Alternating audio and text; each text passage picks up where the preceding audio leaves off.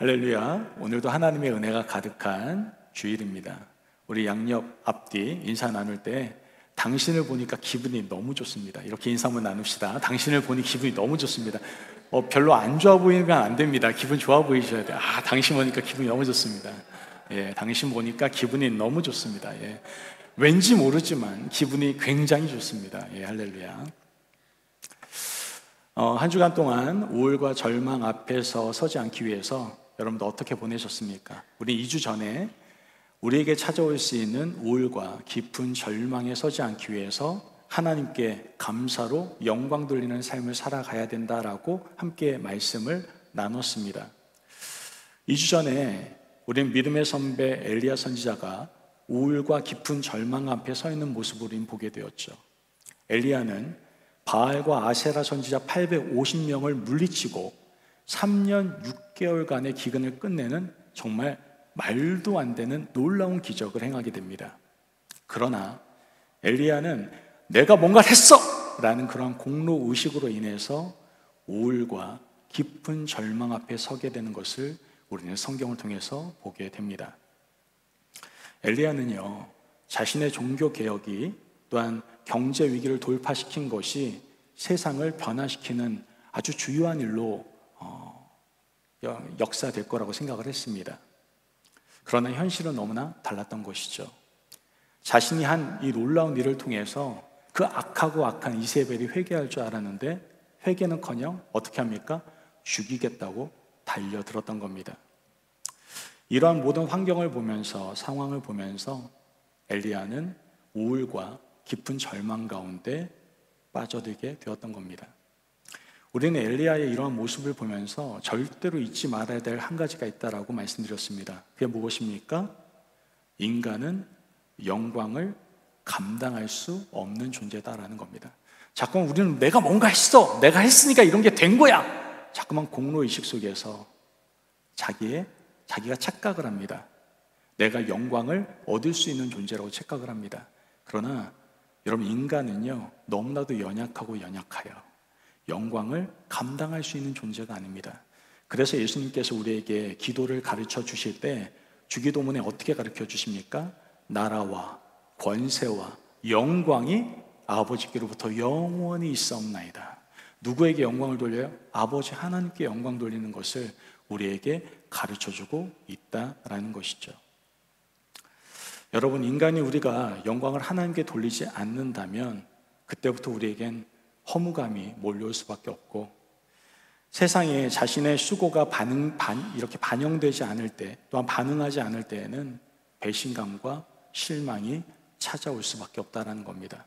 그래서 우리가 우울과 깊은 절망 앞에서 해야 될 것은 무엇이라고 말씀드렸습니까?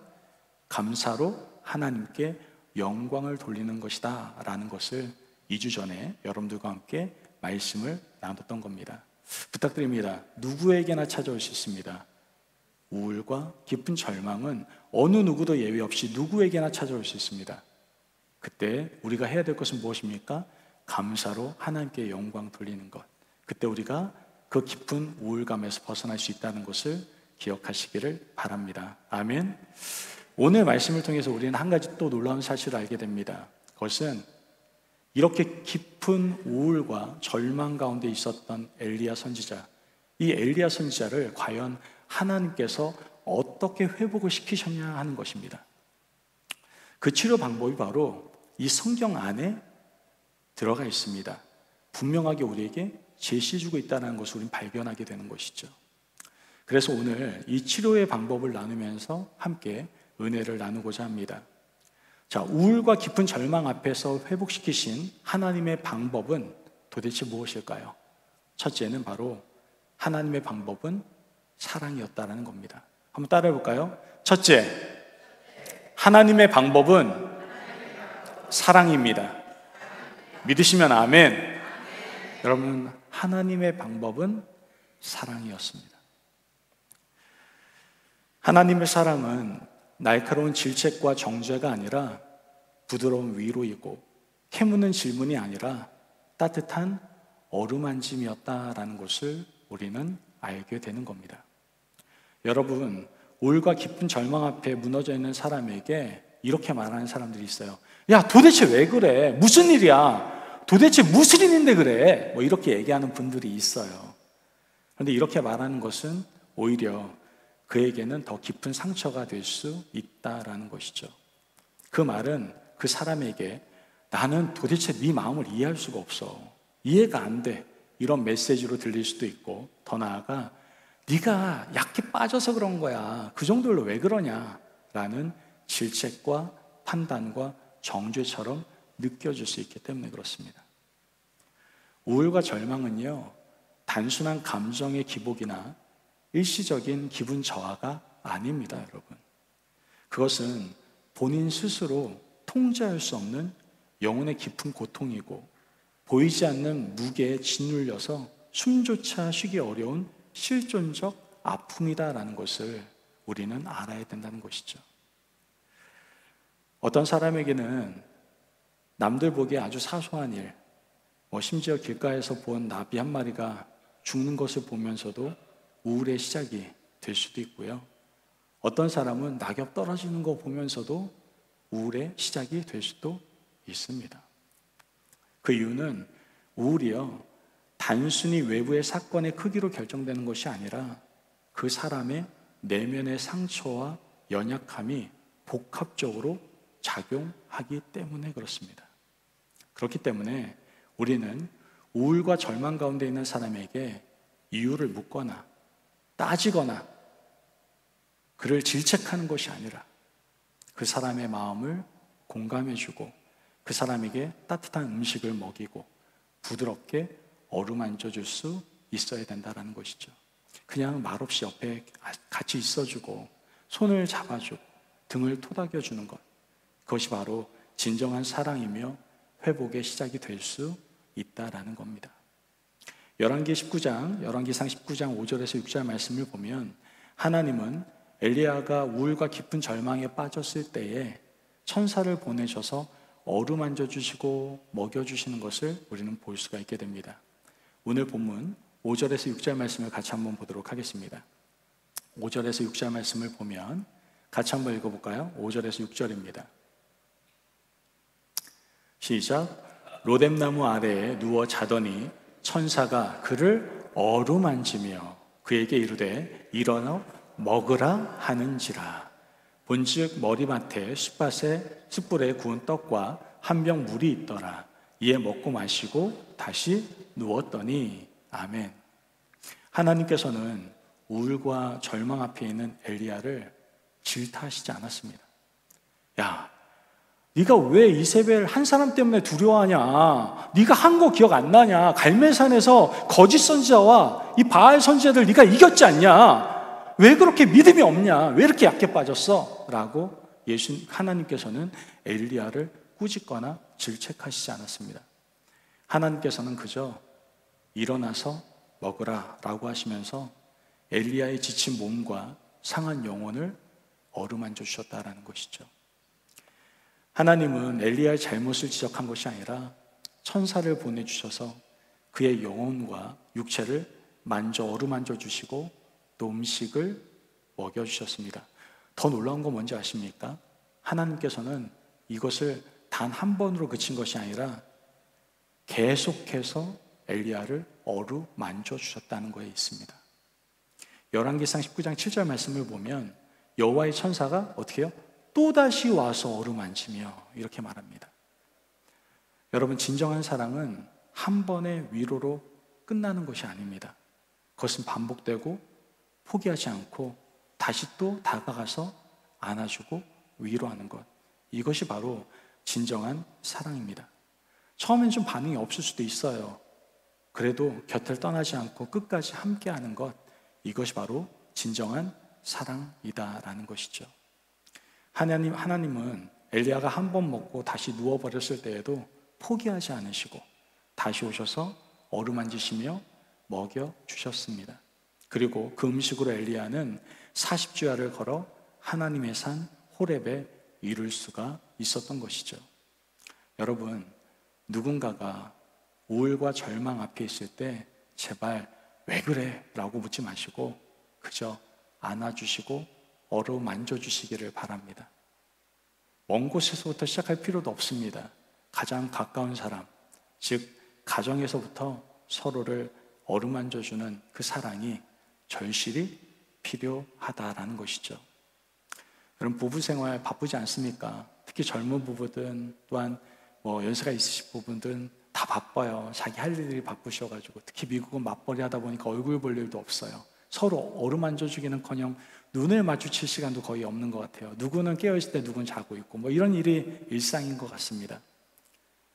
그런 바쁜 일상 속에서도 배우자의 손을 잡아주고 어깨를 두드려주며 눈을 마주치는 이러한 작은 습관들이 두 사람 사이에 보이지 않는 치유의 다리를 놓아주게 된다는 것을 여러분들 절대로 간과하지 마시기를 바랍니다. 이러한 사랑의 표현은 말은 비록 하지 않아도요, 이런 표현이 되는 거예요. 당신은 나에게 정말 소중한 사람이야. 당신은 혼자가 아니야. 내가 있잖아. 이런 메시지가 전달되어진다는 것이죠. 자녀가 힘들거나 또한 실수했을 때에도 마찬가지입니다. 야, 너 도대체 왜 그 모양이냐? 내가 몇 번 말했어. 너 그러지 말라고. 제발 이렇게 묻지 마시길 바랍니다. 제가 이 말씀을 준비하면서 마음이 얼마나 찔리든지, 불과 어제 제가 저희 아이에게 이런 말을 사용했던 것을 떠오르면서 말씀을 준비하면서 이게 내 얘기네 라는 생각을 문득 하게 되었습니다. 여러분, 제발 자녀에게 그렇게 말하지 마시고 그냥 머리 한번 쓰다듬어 주시고 등 한번 토닥거려 주시기를 바랍니다. 말없이 안아주는 것만으로도 아이 마음에는 엄마 아빠는 나를 이해해 주시는구나, 또 나는 사랑받고 있구나 라는 확신이 심어지게 된다라는 것이죠. 그 손길 하나가 자녀의 영혼의 생명을 불어넣어 줄 수가 있게 되는 겁니다.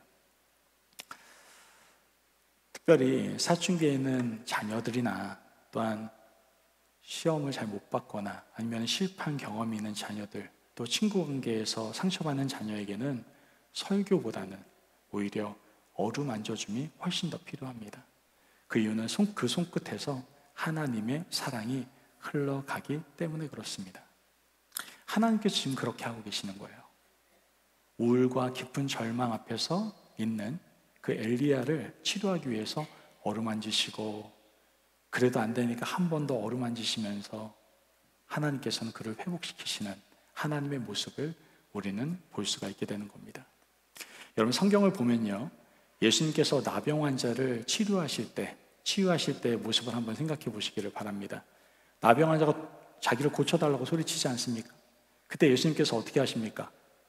야, 가까이 오지 마. 나 말씀으로도 충분히 고칠 수 있으니까 야, 나한테 옮겨질 수도 있고, 야, 가까이 오지 마. 이렇게 말씀하십니까? 예수님 그렇게 하시지 않았습니다. 물론 예수님은 말씀으로만도 고치실 수가 있습니다. 아마 말씀으로 명령하셨다면 그 나병 환자의 나병이 다 깨끗이 나았을지도 모릅니다. 실제로 예수님은 백부장의 종이나 멀리 있는 사람들을 말씀만으로 고치신 사건이 성경에 나옵니다.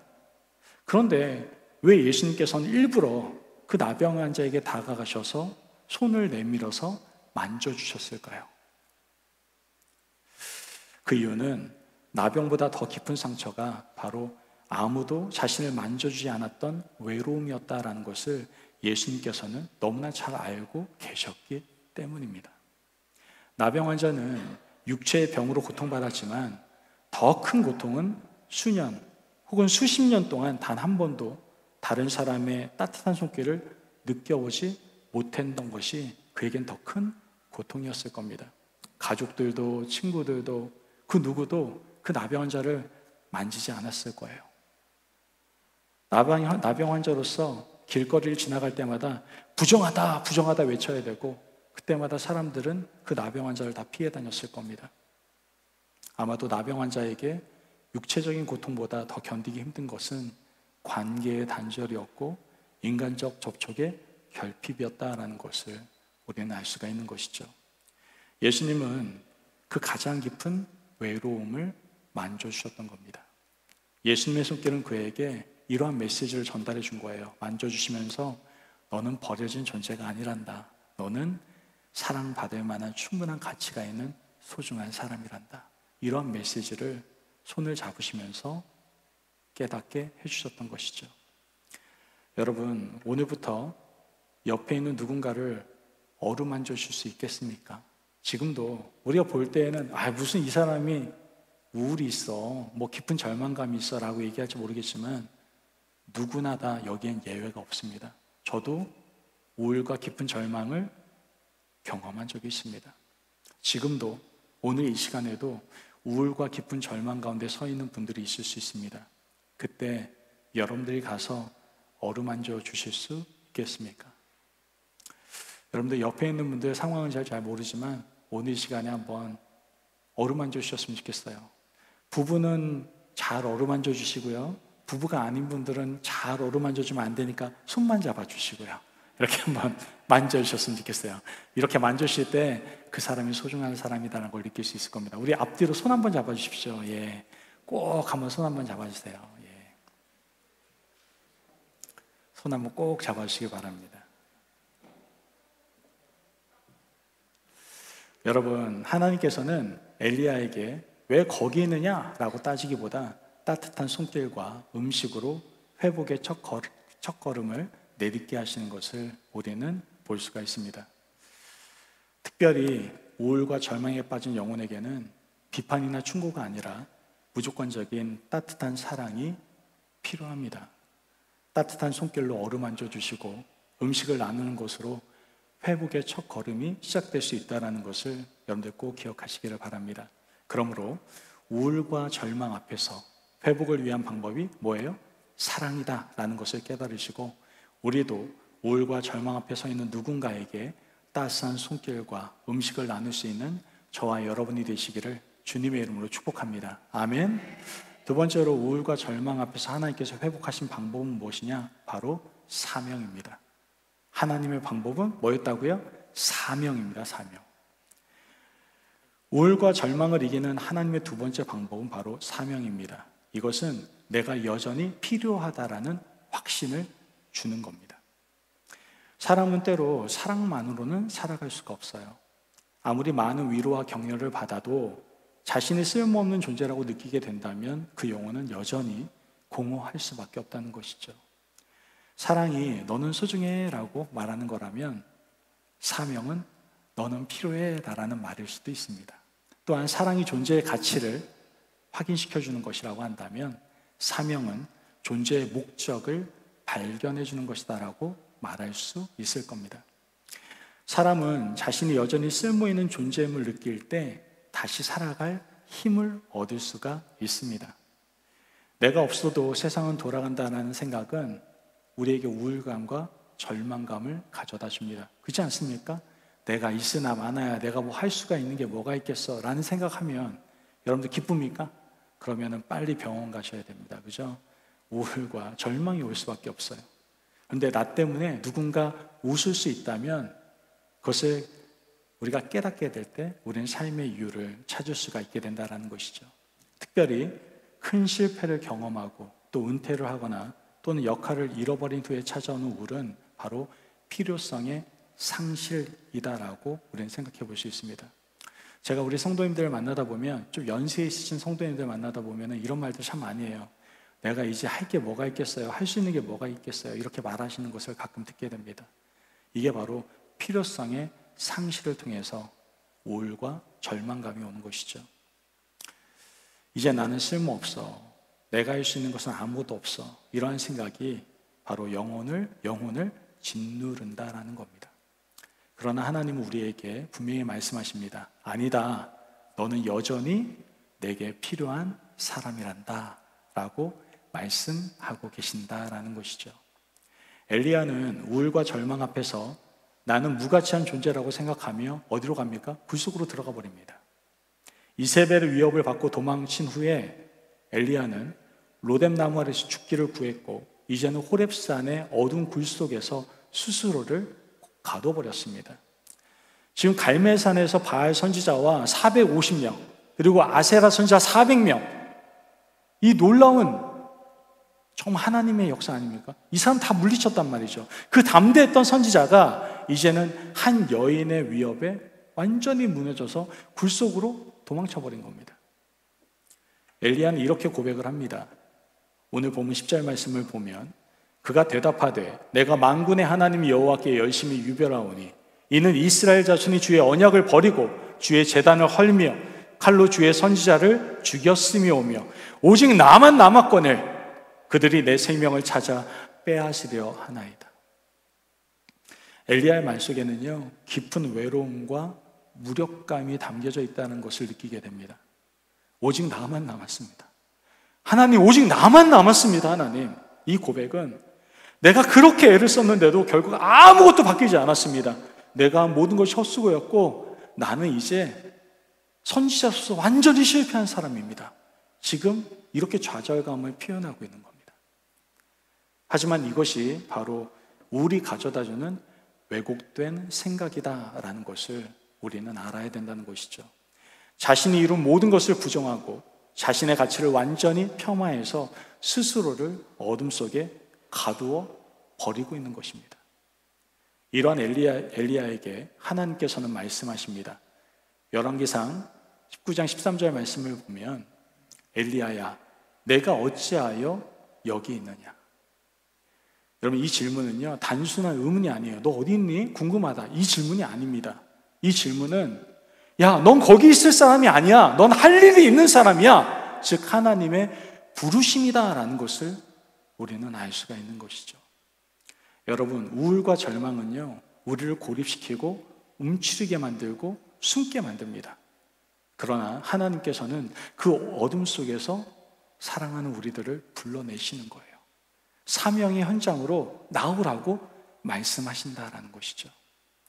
하나님께서는 엘리야에게 단순히 기운 내라, 힘내라 이렇게 말씀하시지 않고 구체적이고 명확한 사명을 주십니다.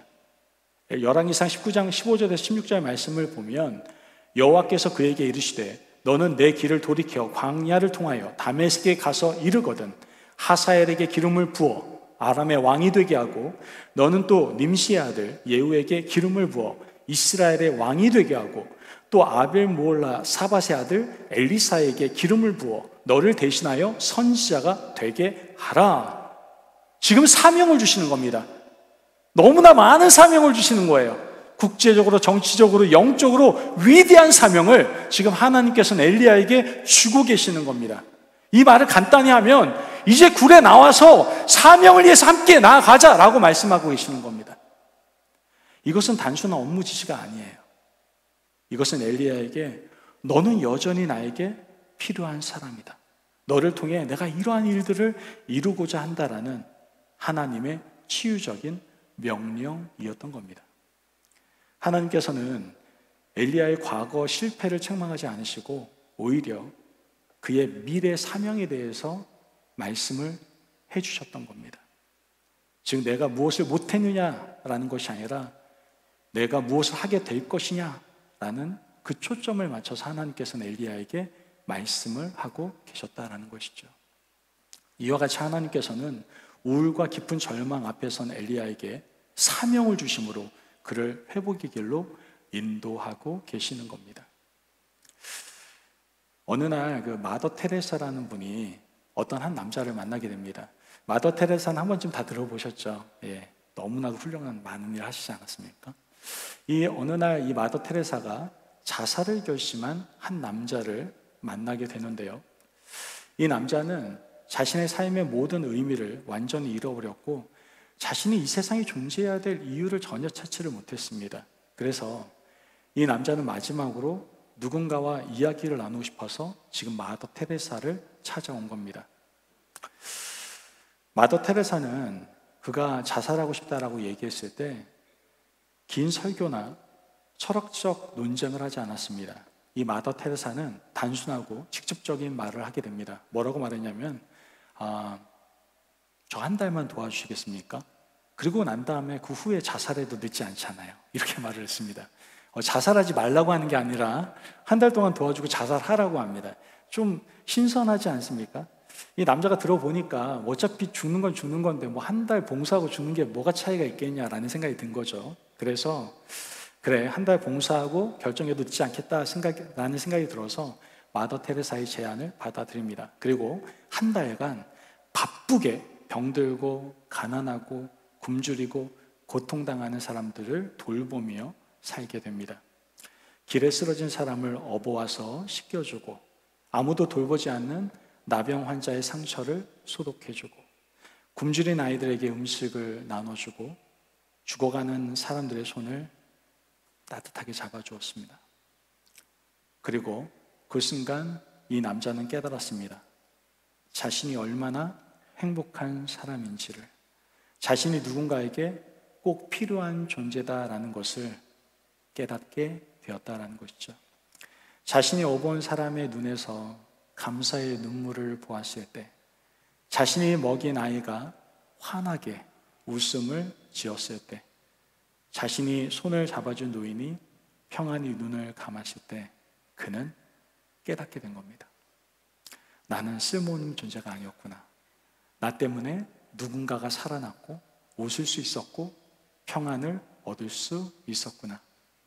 그 후로 그 남자는 자사의 계획을 완전히 버리고 평생을 섬기는 삶을 살기로 결단을 하게 됩니다. 한 달의 사명이 그의 인생을 180도 바꾸어 놓았던 것이죠.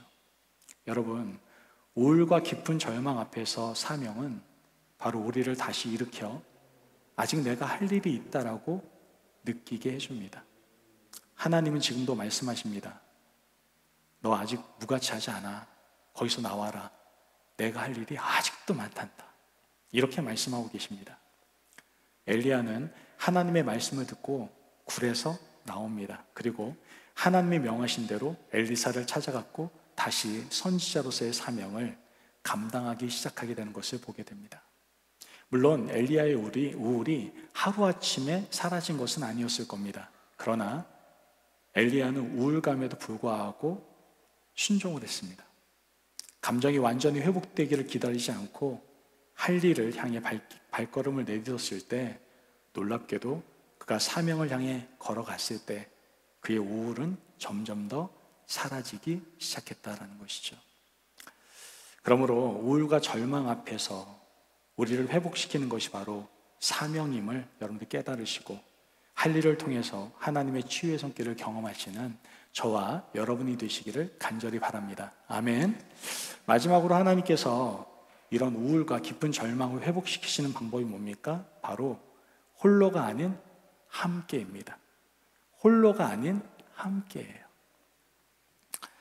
하나님께서는 홀로에서 함께로 인도를 해주시는 것을 우리는 알게 됩니다. 우울이 우리에게 속삭이는 가장 큰 거짓말이 뭔지 아십니까? 야, 너 혼자야. 너를 이해하지 못해. 아무도 너를 이해하는 사람이 없다니까 널 도울 수가 없어, 바보야. 이렇게 우리에게 거짓말을 합니다. 이 거짓말은 우리를 더 깊은 고립 속으로 밀어넣게 되죠. 그래서 사람들을 만나기도 싫고 전화 받기도 싫고 그냥 문 닫고 방 안에서 콕 박혀가지고 아무도 만나기 싫어하는 거예요. 그러나 하나님께서는 이 거짓말을 깨뜨리십니다. 너는 혼자가 아니라고, 함께할 사람들이 있다고, 너를 이해하고 사랑하는 공동체가 있다라고 말씀해주고 계신다라는 것이죠. 엘리야는 깊은 절망 가운데 이렇게 외칩니다. 오직 나만 남았습니다. 이 말 속에는 얼마나 깊은 외로움과 고립감이 담겨져 있습니까? 엘리야는 자신이 세상에서 유일하게 남은 하나님의 사람이라고 생각했던 겁니다. 나 혼자입니다, 이제 혼자. 그러나 이것은 완전 착각이었습니다. 우울과 절망은요, 우리의 시야를 좁게 만들어서 이렇게 착각하게 만듭니다.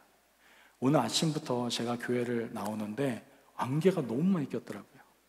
안개가 끼니까 제가 볼 수 있는 시야가 너무나 좁아지는 걸 느낄 수가 있었습니다. 이걸 보통 안개 시야라고 얘기하죠. 여러분들, 지금 이렇게 착각은요, 우울감이 가져다는 착각은 이런 안개 시야를 만들어요. 그래서 우리가 볼 수 있는 많은 것들을 보지 못하게 만들어 버린다라는 것이죠. 엘리야는 갈멜산에서 바알 선지자와 싸울 때 분명히 그 주위에 누가 있었습니까? 함께하는 백성들이 있었어요. 혼자 아니었단 말이죠. 그러나 절망 속에서 지금 엘리야는 그 함께했던 모든 사람을 잊어버리고 있는 겁니다. 이것이 바로 우울과 깊은 절망이 우리에게 가져다 주는 아주 무서운 점입니다. 객관적인 현실을 왜곡시켜서 우리를 아주 고립되게 만들어 버린다라는 것이죠. 그러나 하나님께서는 엘리야의 착각을 깨뜨리는 놀라운 말씀을 해주고 계시는 것을 우리는 알게 됩니다. 열왕기상 19장 18절 말씀을 보면 같이 한번 읽어볼까요? 18절 말씀 시작. 그러나 내가 이스라엘 가운데 7,000명을 남기리니 다 바알에게 무릎을 꿇지 아니하고 다 바알에게 입맞추지 아니한 자니라. 아멘. 엘리야는 절망 가운데 나만 남았습니다 라고 외쳤지만 하나님께서는 7,000명의 믿음의 동역자가 남아있다라고 말씀해주고 계시는 겁니다. 7,000은요 단순한 숫자가 아니라 완전함과 충만함을 뜻하는 상징적인 수입니다. 즉 하나님은 우리가 결코 혼자가 아님을, 함께임을 선포해주고 있는 겁니다. 그리고 하나님은 엘리야에게 구체적이고 실제적인 함께 동역할 엘리사라는 동역자를 붙여주시는 것을 우리는 성경을 통해서 볼 수가 있게 되죠. 열왕기상 19장 19절 말씀을 보면 이렇게 나옵니다. 엘리야가 거기서 떠나. 여러분 지금 엘리야가 거기서 떠나 이 말씀이 굉장히 중요합니다. 왜냐하면 이 말씀은 엘리야가 드디어 우울과 깊은 절망의 굴에서 나왔다라는 것을 우리에게 말씀해주고 있는 거기 때문에 그렇습니다. 자기 연민의 감옥에서 벗어나 하나님이 보여주신 사명과 공동체를 위해서 이제 발걸음을 내딛게 되었다라는 것을 우리에게 보여주고 있는 거예요. 여러분 이것이 바로 회복의 시작입니다. 우울의 굴에 나와서 사람들을 향해, 관계를 향해, 사명을 향해 걸어가게 되는 것, 이것이 바로 회복의 시작이다라는 것이죠. 우울과 절망 앞에 서 있던 엘리야에게 하나님께서는 사랑으로 먹이시고 안아주시고 사명을 주시고 공동체를 보여주셔서 그를 다시 회복시키시고 살아나게 해주셨습니다. 오늘 여러분 중에 우울과 절망 앞에 있는 분들이 있다면 이제 그 굴에서 떠나시기를 바랍니다. 하나님은 여러분들을 어루만져 주시고 또한 먹이시고 사명을 주셔서 여러분들을 회복시켜 주실 겁니다. 더 나아가 함께할 동역자 7,000명을 남겨주셔서 우리 회복을 도와주실 겁니다. 우리 임마누엘 교회와 같은 공동체가 바로 존재하는 이유가 바로 여기에 있다라고 할 수 있죠. 여러분 혼자 아니십니다. 하나님께서는 우리 임마누엘 공동체를 허락하셨지 않습니까? 이곳에서 함께 하나님의 놀라우신 회복을 경험할 수 있는 우리 임마누엘 가족들 되시기를 축복합니다. 아멘. 그러므로 우울과 깊은 절망 앞에서 제발 혼자 아니에요, 혼자라고 착각하지 마시고 함께하는 공동체와 함께 걸어감으로 회복의 은혜를 경험할 수 있는 저와 여러분이 되시기를 주님의 이름으로 축복합니다. 아멘. 여러분 엘리야 선지자처럼 위대한 하나님의 사람도요 깊은 절망과 우울 속에 빠질 수가 있습니다. 오늘 말씀을 통해 하나님은 그런 엘리야를 절대로 그냥 내버려 두지 않으십니다. 어루만져 주시고 먹이시고 다시 사명을 주시고 함께 할 수 있는 공동체 동역자를 붙여주셔서 엘리야를 회복시켜 주시는 것을 우리는 보게 됩니다. 우리가 우울과 깊은 절망 앞에서 회복하는 방법은 단순합니다. 뭐가 필요합니까? 사랑과 사명과 공동체가 우리에게 필요합니다. 그 사랑과 사명과 공동체가 하나님께서 사용하시는 회복의 방법입니다. 사랑은 따지거나 묻지 않고 그냥 곁에 있으면서 어루만져주고 음식을 나눠줌으로써 그 사람이 소중한 존재임을 깨닫게 해주는 것이고, 사명은 내가 아직 하나님께 쓰임받을 존재임을 알게 해주는 겁니다. 그리고 공동체는 나만 남았다는 외로움 속에 하나님이 남겨두신 7,000명을 깨닫게 되는 겁니다. 이 하나님의 방법을 통해 하나님께서는 우울과 깊은 절망 가운데 있는 사람들을 회복시키시고 세워주시고 담대히 나아가게 하신다는 것이죠. 지금 혹시 마음속에 깊은 어둠이 있는 분들이 계시다면 사랑과 사명과 그리고 공동체를 통하여 하나님의 놀라운 회복의 은혜를 경험하실 수 있는 저와 여러분이 되시기를 주님의 이름으로 축복합니다.